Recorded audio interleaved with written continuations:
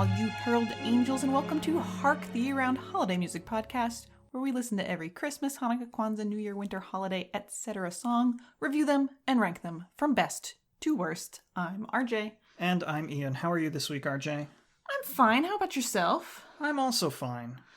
Is that true? It sounded true when it came out. I'm just not accustomed to that being the answer.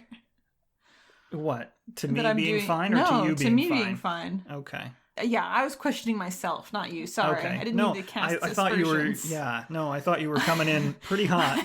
I was not interrogating you. You seem not okay, actually. Pretty rude thing to do to your loved ones.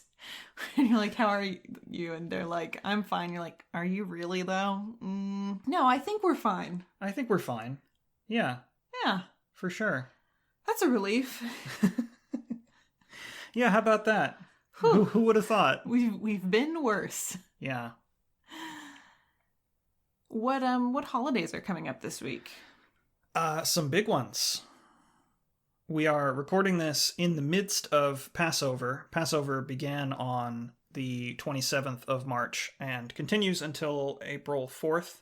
Also coming up is April 1st, which is April Fool's Day. I refuse. I completely forgot that was true. Oh, we dodged a bullet this year. I refuse to acknowledge that holiday. We've themed episodes around it in the past. If anyone pranks me this year, I'll murder them. I shouldn't say that. No, I won't. That could be construed as a threat. This could be evidence in court. No, I don't think I could commit a murder. I think I will be very angry. If anyone pranks me this year, I will never forgive them. Wow. That's like emotionally murdering someone. Yeah, for sure. They'll be dead to you. Yeah. Yeah, April Fool's Day happens in the middle of Holy Week this year. Holy Week for Christians. Because April 1st is also Holy or Maundy Thursday. April 2nd, of course, would be Good Friday. Mm-hmm. Easter Sunday is April 4th this year. Easter Monday is April 5th. If you are a person who gets Easter Monday off as a holiday. Or observes it in some way. Yeah, I don't know that there's... Not every... Is there any... I mean, we do this every year with Easter and Easter Monday. Or like, is it anything or is it just a stat holiday for people that don't work on Sundays? I think... Is it a liturgical holiday? Or is it a government holiday to apologize for... I think it's a government holiday. And in fact, in Canada, Easter Sunday is not a stat holiday. Good Friday is a stat holiday. Yeah. I have definitely worked on a number of Easter Sundays, didn't even get extra pay. No, which is weird. I might have gotten extra pay. I don't. I think it depends. I do not get extra pay for working on Easter Sunday. Oh, you're right. No, I probably wouldn't have. No. I don't think about it most of the time, but I am slightly salty about it every time it comes up. Mm-hmm. Also coming up over the course of the next 2 weeks, another big one. April 12th is the start of Ramadan. Mm-hmm. It is a holiday-filled season, and usually at this time of year, we do an episode themed around one or more of these important holidays. We take an opportunity to do some more like religious or somber or serious songs about Hanukkah or about Christmas, to sort of reflect that we're at a more somber holiday season. For Judaism and Christianity. We're not doing that this year. We did not have it in us to plan out a somber religious epised. No. That was not the vibe this year. What is the vibe this year, RJ? I mean, the vibe this year, we kind of stumbled into these songs because I was looking for new Hanukkah songs we could do. Passover is a great, excuse to do some more Hanukkah songs. So I was looking at our options and stumbled into these two that happen to be on a theme. But it's really fitting for the vibe because, somber and religious is not the vibe we're on right now. The vibe that I'm personally on is watching a lot of reviews of Disney Channel original movies. I've been watching a YouTuber named Nick DeRamio who covers a lot of I don't want to say like trash media, but I don't think he'd be offended by that characterization. Covers a lot of Lifetime movies. Has covered a number of like Christmas movies and specials. So, I plowed through those, and he's covered a lot of Disney Channel original movies, especially since Disney Plus, premiered. And I've been making my way through those, and there's a lot of Disney Channel original movies that have been cultural phenomenon that I did not take part in at all, that I know nothing about. And so this has been a good way to catch up on what the culture's been doing the last 10 or 15 years. Yeah. I mean, a very specific subsection of the culture is the thing. I don't think that Disney Channel original movies are a driving force of culture in and of themselves, but they do sort of permeate culture a few years after themselves, because all of the people who starred in them suddenly are just pop stars now, and not Disney, no longer affiliated with the mouse, as they say. Sure. And I think also the music from these things I have encountered before and not known what it was from, because specifically we're going to talk about High School Musical, and specifically there was a bunch of music. We watched all three of Nick DeRamio's videos about the High School Musical trilogy, and there's so many songs that I was like, oh, I recognize this from a meme or a TikTok probably. Yeah, that is the context through which I have absorbed or not absorbed information about High School Musical. Yeah. I mean, we were at the end of our college careers by the time those movies were coming out. Mm-hmm. So we were in no way a target demographic for them. It's not like we missed them. They weren't for us. Yeah. I mean, I say TikTok. I actually specifically can remember hearing some of the songs on Vines, which also dates me.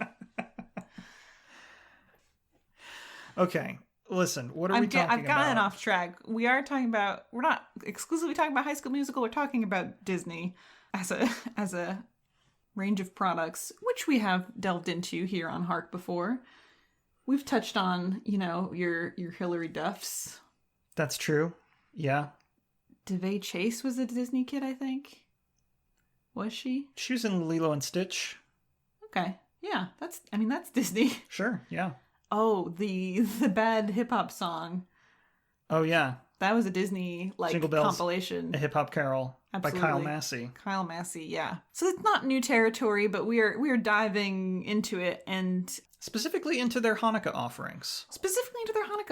Which they had two of in 2020, perhaps to, make up for the fact that I don't know that they have that many from before that.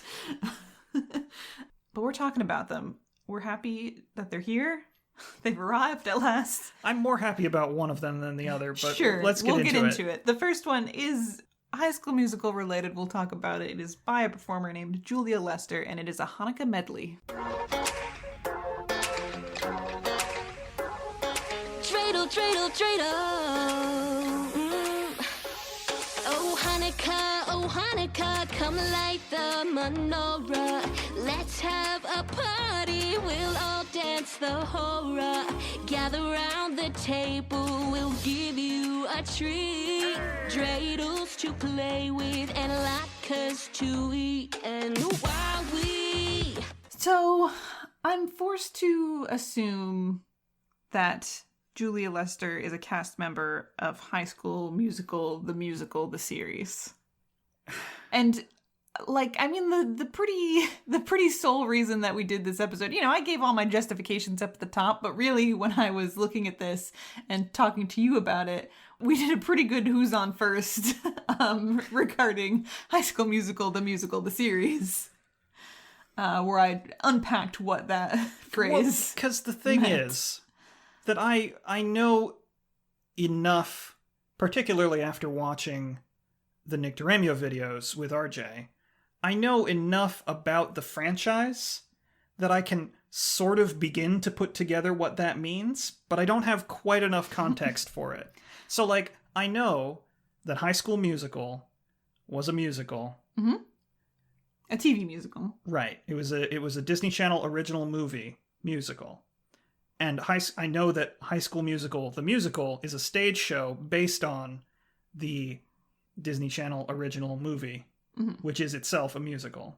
Sure. But a movie musical. It's a stage musical as opposed to a TV musical. Right. So where I got tripped up was High School Musical, the series, implies to me that it is somehow a series of performances of the stage musical. But no. No, it is a mockumentary about like a behind the scenes cast of high schoolers, fake high schoolers. Ian has removed his glasses. He's worn out by this conversation. There's just so many fucking layers to this. And it's insane to me. I'm a little disappointed because I think I was vaguely aware that there was a High School Musical series. I don't think I realized that it was titled High School Musical, the series. I kind of appreciate that. The person who writes it apparently is Tim Federal. I don't think that's how you pronounce his name. It is a young adult author who I have vague positive feelings about, so I'm interested to know if High School Musical, the series is funny and good. Maybe it is. I'm disappointed that it's not a real documentary about actual kids putting on High School Musical, because I think that is more interesting than watching. Because why not just reboot High School Musical if you're going to make a TV show about a stage production of High School Musical? I mean, because they saw, and it took me a while to remember the name of this series, they saw American Vandal and thought, let's do that. I mean, okay, I don't know that they saw American Vandal specifically. I think there's a lot of, you could easily also say they saw, gosh, what's the vampire one? The Shadows. Oh, I'm going to get tweets. What We Do in the Shadows. Okay. I didn't look it up. I didn't realize that was a mockumentary. I'm pretty sure it is. And it's also a TV series now. It was a movie originally, and there's a TV series. Okay. As well. And are the vampires performing a musical? They're not. Okay. But yeah, I wish this was more of a Bug Juice kind of situation where it was, even if it's like a very staged reality show or documentary. You just want a reality show about kids putting on High School Musical, the musical? I guess.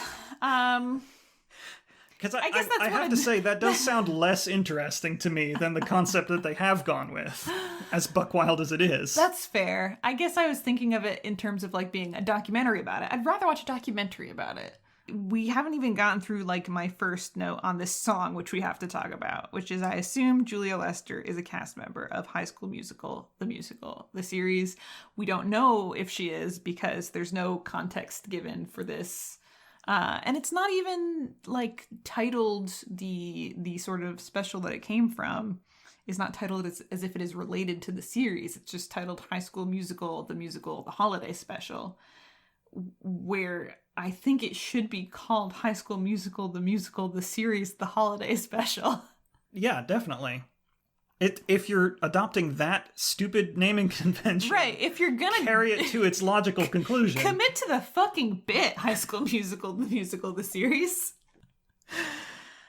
Yeah, there's no context. I wonder if this holiday special was just a cabaret of holiday songs, or if it had some kind of plot that just is not apparent in this video. Yeah, I don't know. This video seems, it's just her and an old-timey looking mic, but it's just one location, although there are costume changes, which I thought was wild. Oh, Did you notice that? No. Her outfit changes. It's just her in front of the same microphone on the same soundstage the whole time. Yeah. But sometimes she's wearing a shiny silver jumpsuit, and other times she's wearing a white jumpsuit.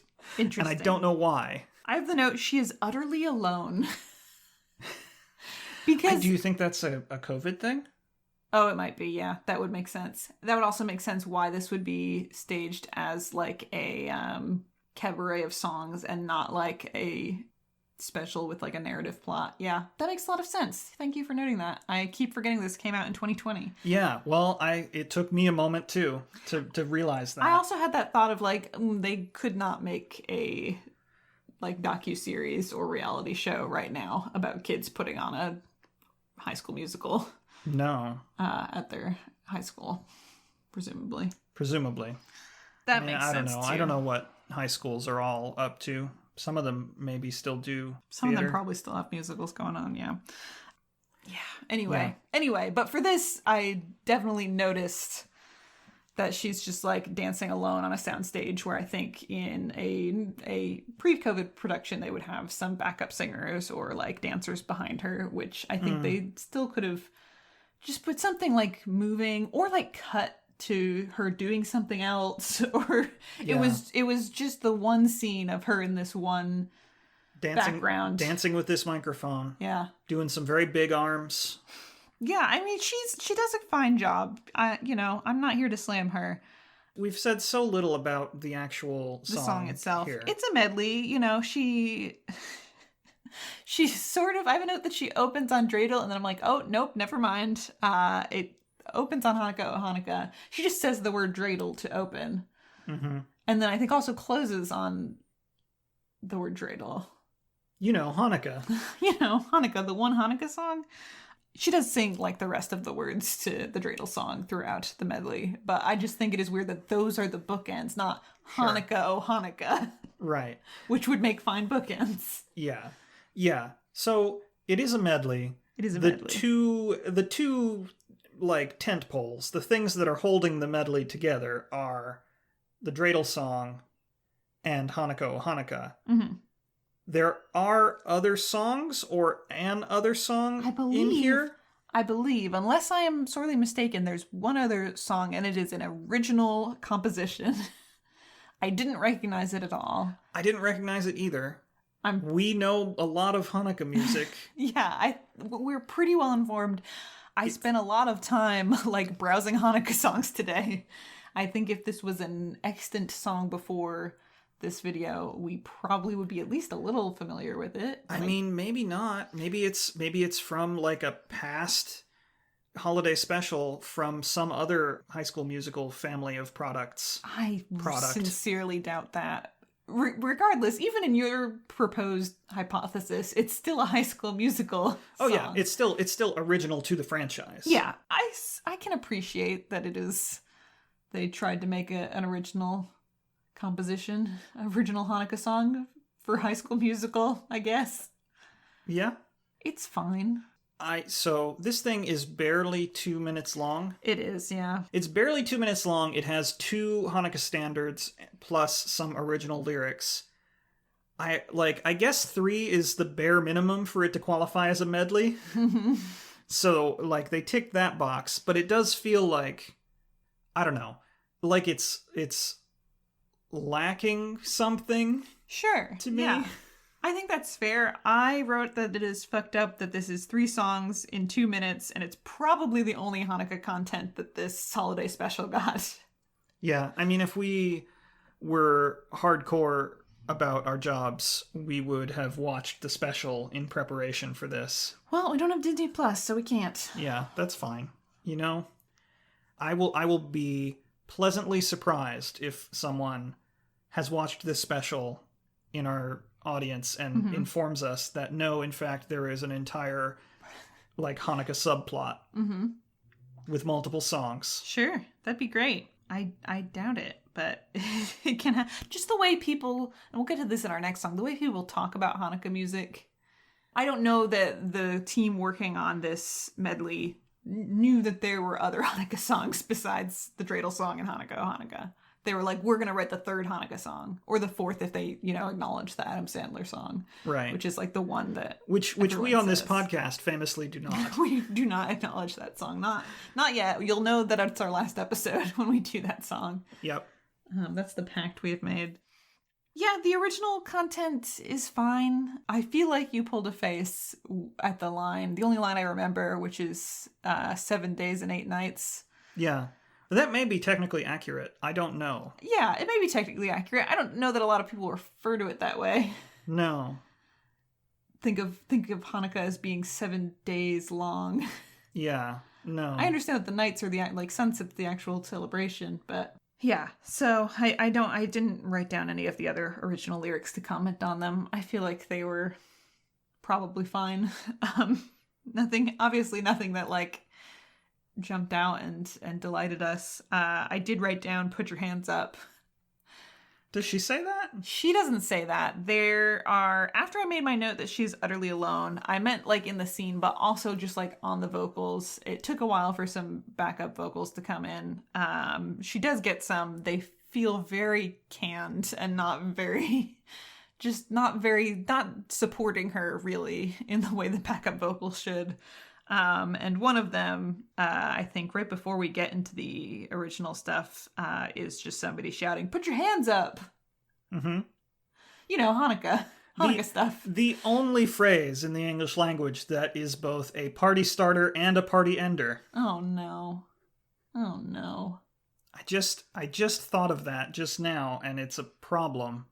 That it's a bad phrase. Yeah. It's just a weird thing.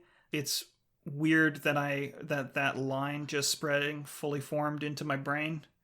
Put your hands that's up. a joke that somebody has probably said in the past and I just stole it unknowingly. Oh, I'm sure.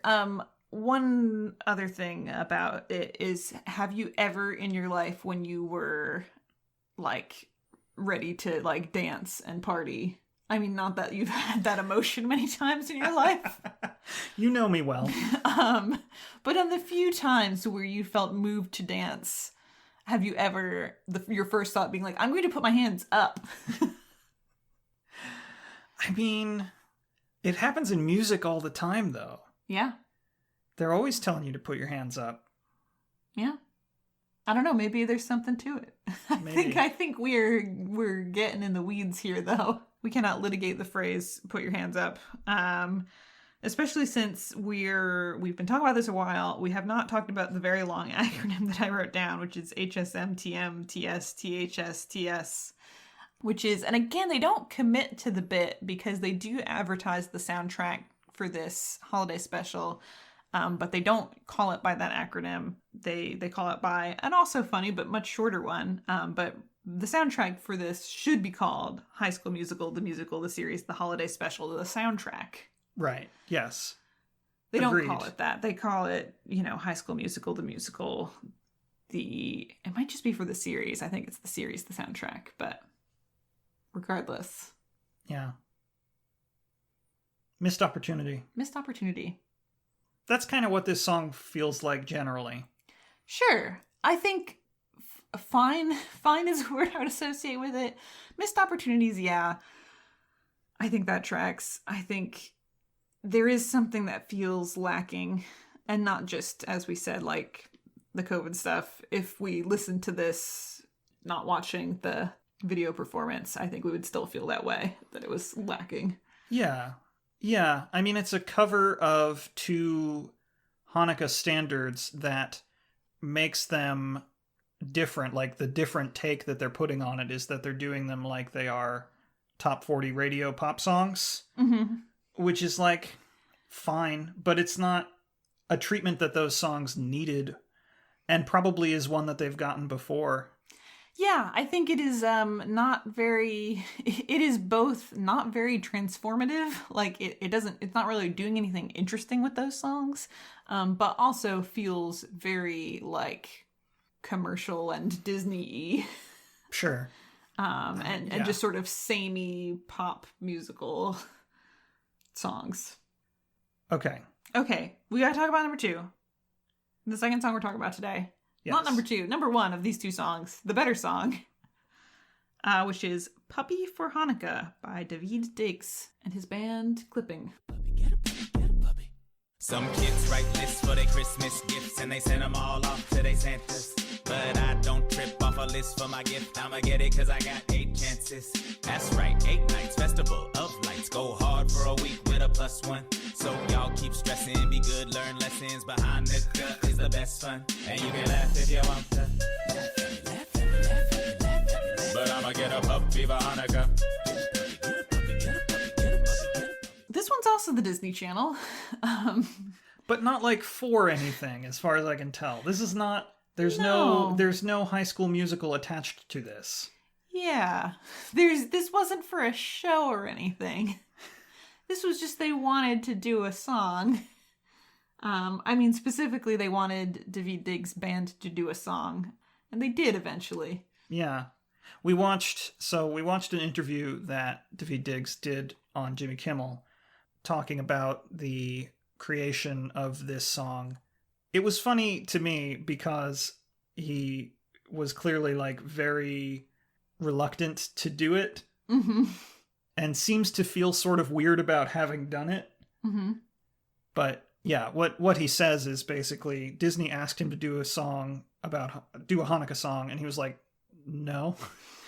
And they were like, okay, but why? And then as he was explaining why, he was like, well, because it would have to be like a klezmer rap song, and it would also have to be age appropriate for kids. And as he was talking it out, he was like, actually, this sounds like a bunch of fun constraints to work within. Let's try it. Mm-hmm. Yeah, he was talking about how his band really enjoys putting constraints on themselves, and this was a fun one to do, which I can see. I think he could have been playing up his reluctance to do it to the Jimmy Kimmel audience. Sure, yeah. Who I don't even know who. I don't know who watches Jimmy Kimmel, but surely somebody. Yeah, Bubby for Hanukkah. I appreciate this song. I appreciated the klezmer instrumentation for sure. Noted that clarinet. I mean, I guess it's hard not to. It's a pretty prominent instrument in general. Yep. It's hard to ignore. This is a fun little song. I wrote down at one point, it's more of a short film than a music video.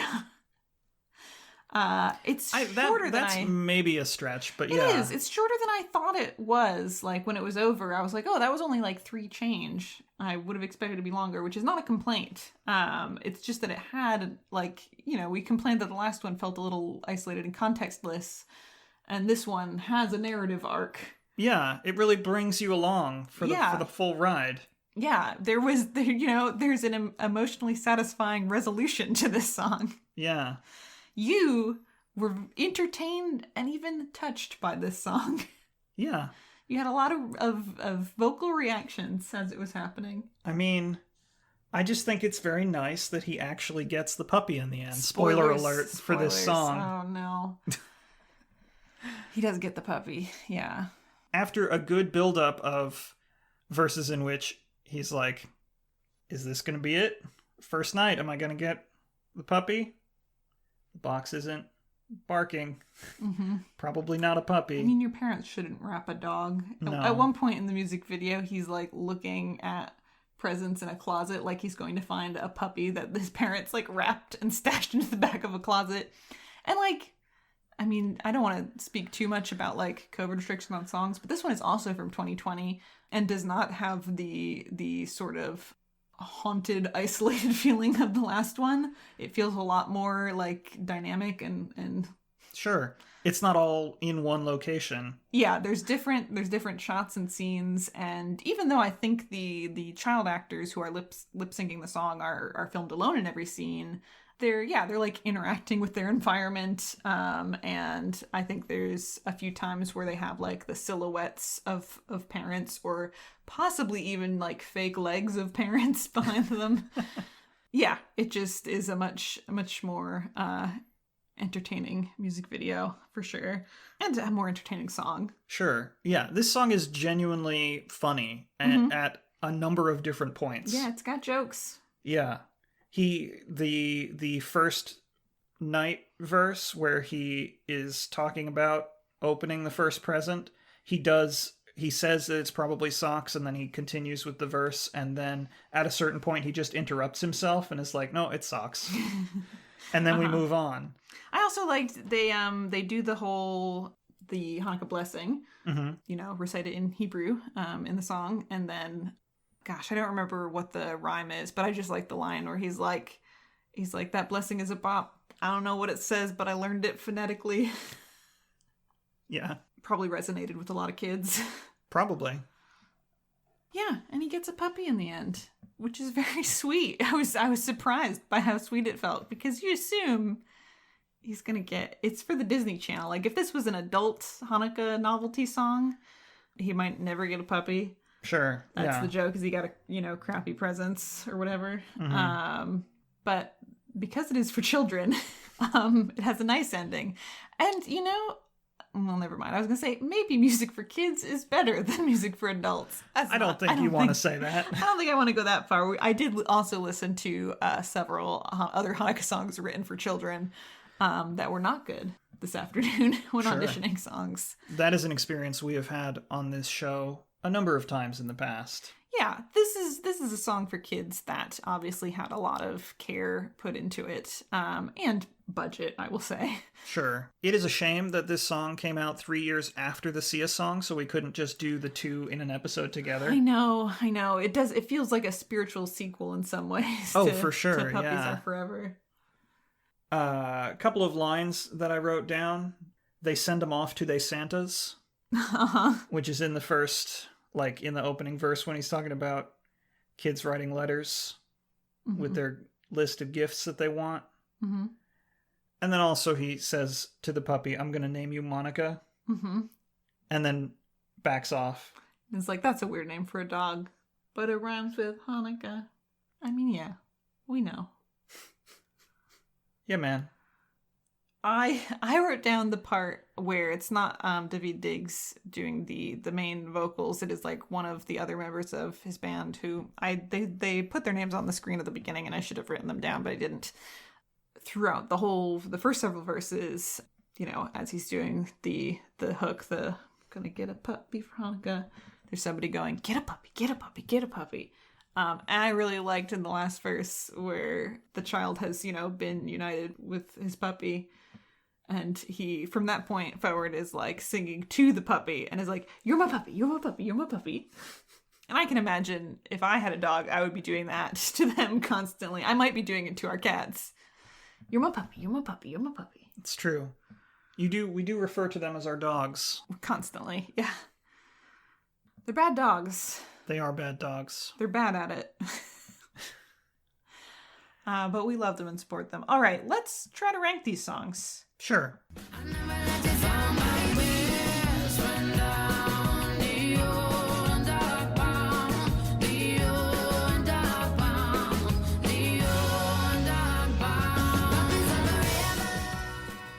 It's a good tune. Yeah. I was gonna say the Disney Channel produced a good Hanukkah song. I mean, they produced it in a sense, but in the sense of like composing it and performing it, they did not. No. No. So good job clipping. So where do you want to rank Julia Lester, Hanukkah medley, High School Musical, the musical, the holiday special, the Hanukkah one?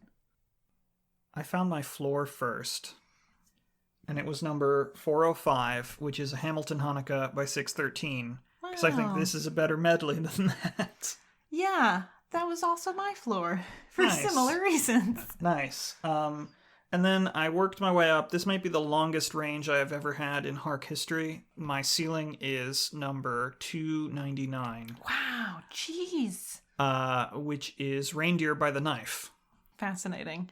Yeah, that's over 100 songs. I think I heard you, I had a bigger range, and then I heard you say that you had such a big unruly range that I chomped mine down to a more manageable size. My floor, as we already mentioned, was number 405. My ceiling, I ended up putting at 342, which is Hanukkah by the Manischewitz. Sure, yeah, always happy to put stuff below that. I kept looking at stuff and going, well, maybe.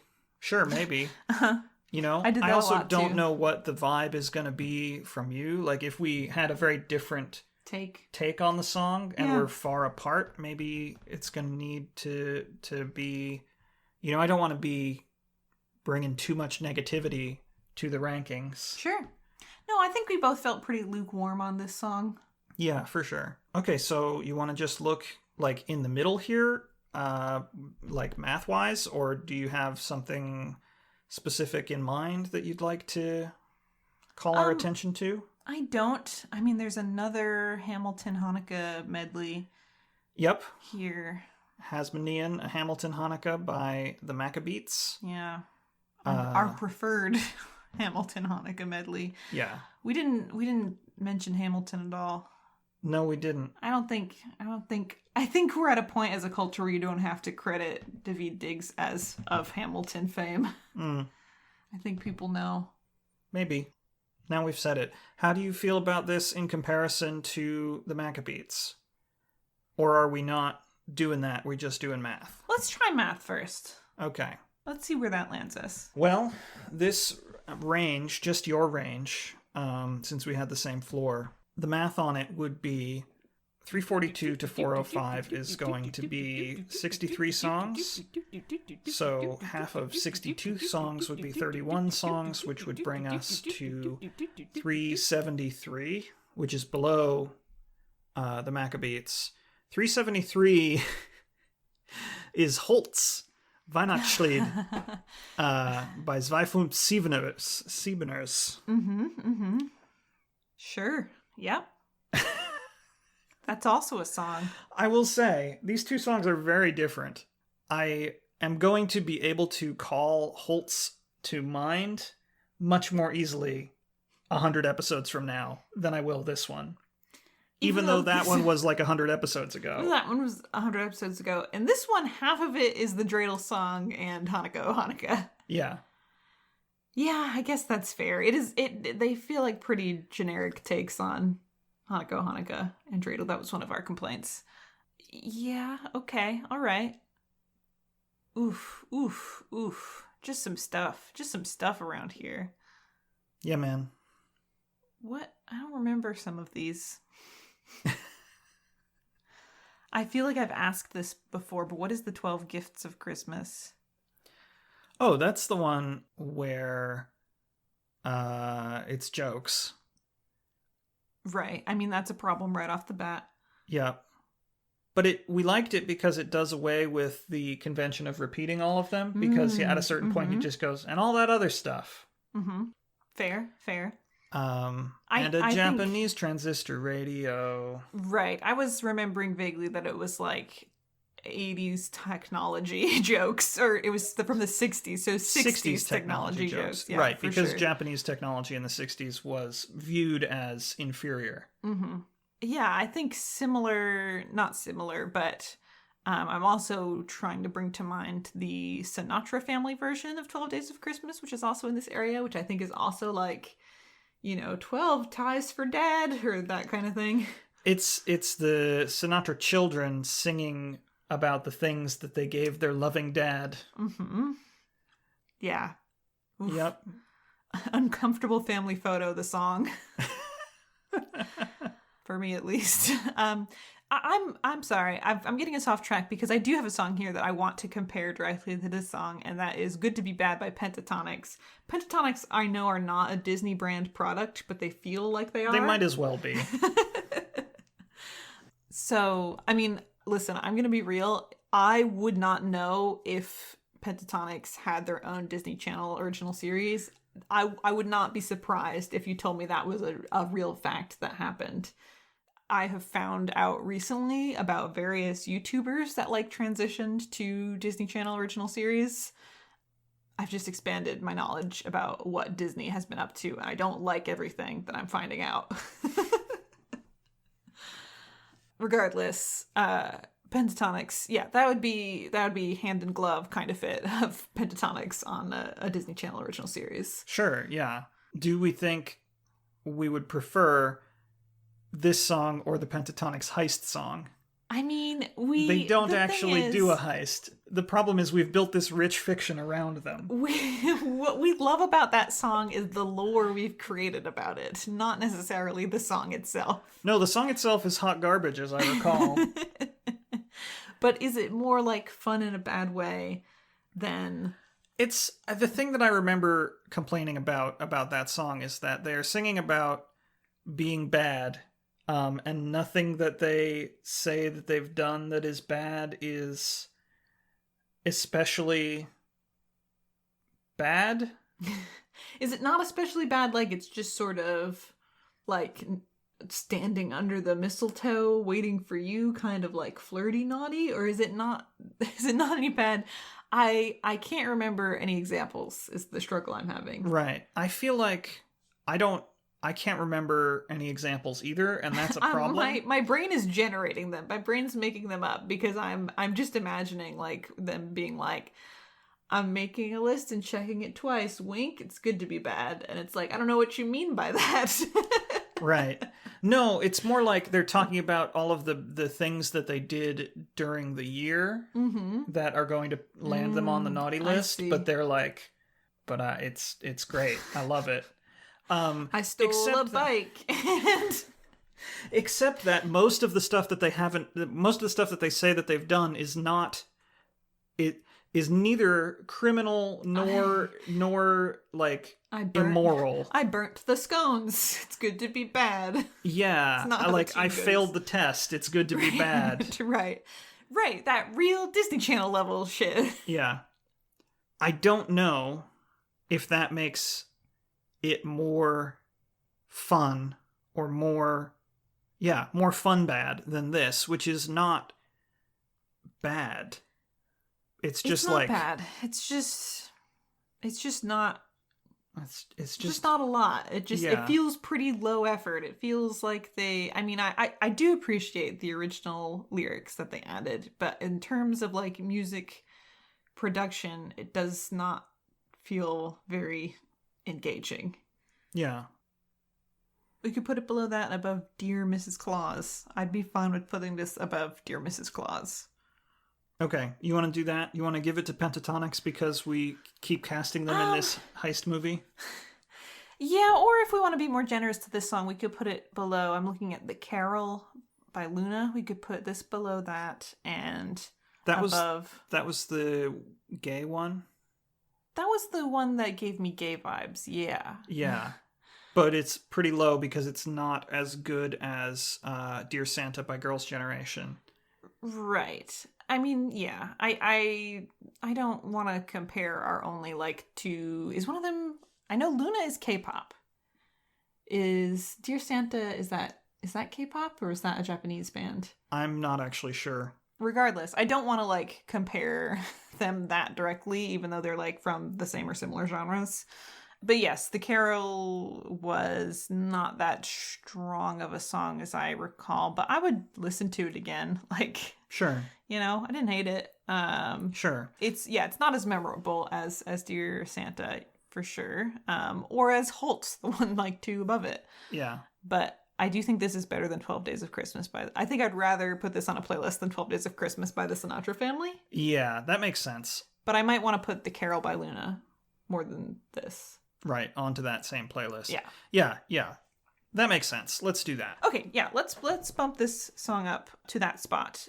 So, the High School Musical Hanukkah medley, as performed by Julia Lester, is going to enter our list at number 376, below The Carol by Luna and above The 12 Days of Christmas by Frank Sinatra Jr., Nancy Sinatra, and Tina Sinatra. Where do you want to put Puppy for Hanukkah by Daveed Diggs? And tell me in less than 5 minutes, because this episode's going to go long. So, my ceiling I found first, and that was number 182. What I did is I looked for Puppies Are Forever, and then I was like, I don't know which one I like more. I'm going to make a range around Puppies Are Forever. So Puppies Are Forever is number 238 right now on the list, and number 182, my ceiling, is I Won't Be Home for Hanukkah by Teammate. Which I think is probably an easier one to put on a playlist. Sure. Although this puppy song is also a jam. It's a bop, yeah. Anyway, my floor is 252, which is Winter Wonderland by Richard Himber and his Ritz-Carlton Hotel Orchestra. So huge range, once again. I originally did the same thing where I looked at Puppies Are Forever by Sia and tried to make a range around that, but my range was getting too big.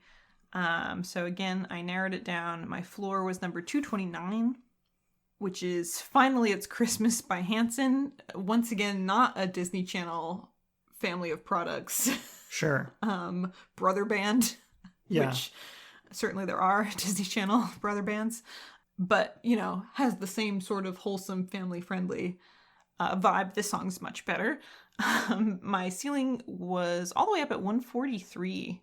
I got up to, which is A New Year by Stars. I just kept seeing things that I was like, oh, but I do enjoy this song. Are you looking at like number 145, Me Yimalel 2 by Julie Silver? I mean, there's also a lot of Hanukkah songs in here. I mean, I think if I re-listened to some of these, I would be more generous to them. Yeah, and it's tough because this one by Daveed Diggs is like a novelty song, but it's like good. Sure. And I always appreciate, you know, Pot in the Latkes is as high as it is because we're like, oh, you can make like a novelty song that feels good to listen to. Yeah, Pot in the Latkes is number 113 right now for reference, in case you want to know just how wild our list is. So do you want to look, since your range goes so much higher than mine, do you want to look like near my ceiling? Sure, yeah, we can start there. I think I also kept pushing it up because there is like a section in here where we already have a ton of Hanukkah stuff, which is not like a problem necessarily, but I feel like it is because we get into this pattern of like either giving songs benefit of the doubt because we don't have all of the cultural context for a lot of Hanukkah songs, or are a little more tempered because we don't have as many like sentimental feelings about them as we would for like a Christmas song of the same caliber. Mm-hmm. So, I mean, yeah, I just want to address that every time that we end up in one of those areas. But I don't know that we can, you know, rank it based on keeping the list sort of balanced between where the different holidays fall. And I think after a certain point, it also makes sense for there to be like clusters of Hanukkah songs because it's easier to rank them against each other. Sure, yeah. It's comparing apples to apples. Well, sometimes. Sometimes that's, yeah, not the case. Yeah, so what was your ceiling? It was 182, I Won't Be Home for Hanukkah by Teammate. You've put that on a playlist. I have put that on a playlist. That's a good one. Yeah, I guess this one, the parts of it that are song, the parts of it that are song are very good, and I would put on a playlist, no problem. There are a number of, like, skit moments. Yeah. Which, they're funny. Like, as far as, like, skits in novelty holiday songs go, they're good. Oh, yeah, absolutely. But it still makes it a little hard to, like, slap onto a playlist. Yeah, for sure. We've got Me Yimalel as performed by Neil Katz here. Mm-hmm. Do you remember that one? Yes, because he puts that weird, I shouldn't say weird, that intriguing like inflection and timing on some of the words. Do you not remember that one? No. Me Yimalel. Or no, wait. How does Me Yimalel go? Is that it? Yeah. I mean, you're thinking of the Weaver's version.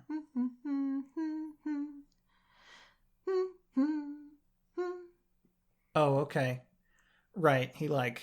It's a very slowed down version compared to the Weaver's version. Yeah. And he also just like pauses, and it also, unlike the Weaver's version, is in Hebrew and English. He does. Right. Yeah. He does Who Can Retell. Yeah. Yeah. I'm pretty sure. It's been a while. But yeah, I liked that one. So, yeah. I mean, I'm happy to just sort of stick in this general area. If we want to talk about some of the other songs, because Me Yimalel is not right below I Won't Be Home for Hanukkah. Mm-hmm. It goes, I Won't Be Home for Hanukkah.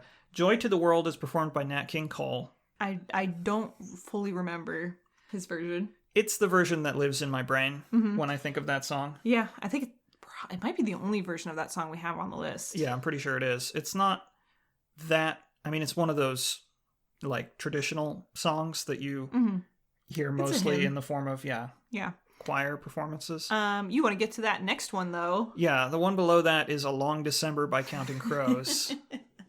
So, should we put this above that just like to be polite?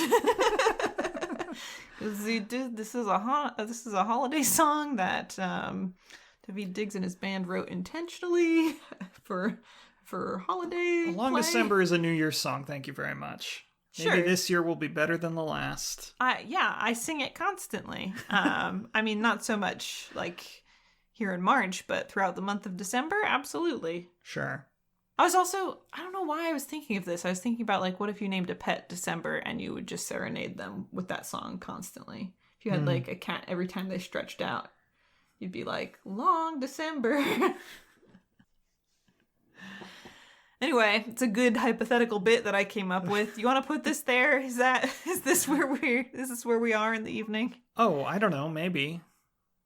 Yoko Ono is below that, so who the fuck knows about anything? Yeah, I mean, we had one of those moments looking at the list for this one. We're like, what is our list? What is happening? That is not our favorite version of that Yoko Ono song. We have another version a bit above this. I think I could put this between Nat King Cole and Counting Crows. Okay. Unless you see anything else that, like, stands out to you. No, not particularly. I mean, for me, the line is Neil Katz. I think definitely this is better than The Best Christmas of All by Angela Lansbury and Charles Durning. And we liked that one fine. Yeah, we did. But, like, at that point, I look down and I'm like, yeah, definitely I can put this above, like, the next several songs. Yeah. And so, yeah, I don't know that it matters that much where within here below my ceiling we put it.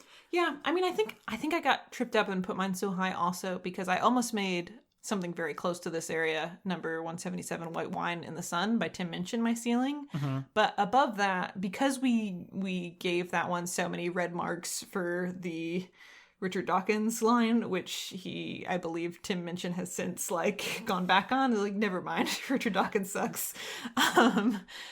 Yeah, there's a bunch of stuff above that I was like, oh, but I think I would probably put this above, like, Darkest Carol's Faithful Sing. Like, no offense, Christopher Lee. Mm-hmm. But anyway, it's just, the list is just a mess is what I'm saying. But I think this is probably, that makes sense as your floor, the Angela Lansbury, and Tim Minchin is my ceiling. And I think even if you math that out, yeah, I think we're in the right space. Great. So let's stick it here. Cool. So, Puppy for Hanukkah by Daveed Diggs and Clipping is going to enter our list at number 184, below Joy to the World by Nat King Cole, and above A Long December by Counting Crows. If you want to see this list we've been talking about, you can do so at our website, harkpodcast.com, or jingle.horse. Click on the link that says the list to see every song we've ever discussed on the show in order from best to worst, with links to the episodes in which we talked about them, in case you want to hear what we had to say and how we justified all of our terrible decisions. While you are there, you can also check out the instructions for submitting a song. Those can be found at the About and FAQ link, and you should check them out. Hark comes out every other Wednesday. You can find us on Stitcher, Google Podcasts, Apple Podcasts, and many other podcast apps. If you're having trouble finding us on your podcast app of choice, try searching Hark Podcast, all one word. Consider leaving a rating or a review if you like the show. Consider also tweeting about the show. We're at hark_podcast on Twitter. We're also on Facebook at facebook.com/harkpodcast. And we appreciate it when you share the show, so thank you to everybody who has done that. Thank you also to all of our supporters on Patreon. We're at patreon.com/harkpodcast. You can contribute any amount. If you contribute $2 or more, you get access to our library of bonus content. We put up the first part of our 2020 album roundup, which neither of these songs was included in. No, there's just too much new holiday music every year. There's too much, yeah. These fell through the cracks, but we caught them. We caught them here in March. Yes. RJ just made a gesture, did some pantomime to indicate that we caught them. Of holiday songs leaking out of 2020, and we caught them here on the show. Yeah, you can go listen to that. Thank you to our supporters. If you are financially precarious at all, please do not feel pressured to support us financially. We hope you will still support us, just like, emotionally. But use your resources where you need them, emotional and financial. Yes, but this podcast is not our main source of income, and so we deeply appreciate all of our patrons who help make running the show more practical and feasible. But yes, not an obligation. Please take care of yourself first. Take care of each other. Thank you for listening. And until next time, happy holidays.